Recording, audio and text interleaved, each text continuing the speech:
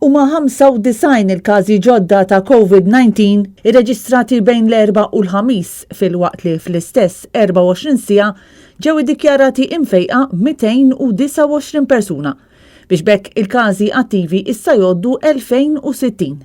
Dan anke fid-dawl tal-fatt li wara żewġ fatalitajiet tal-Erba' fl-aħħar sigħat fortunatament ma kienx hemm imwiet oħra kawża tal-virus.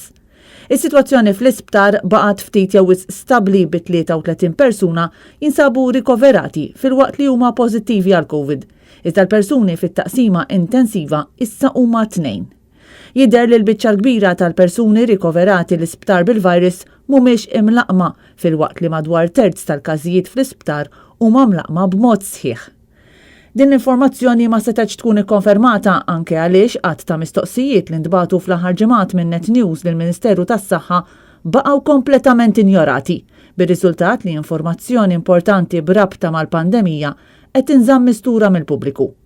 Intant ġie marraf li l-età medja ta' dawk li rriżultaw pożittivi għall-virus mill-każijiet ġodda rrappurtati l-Erba' hi ta' 32 sena.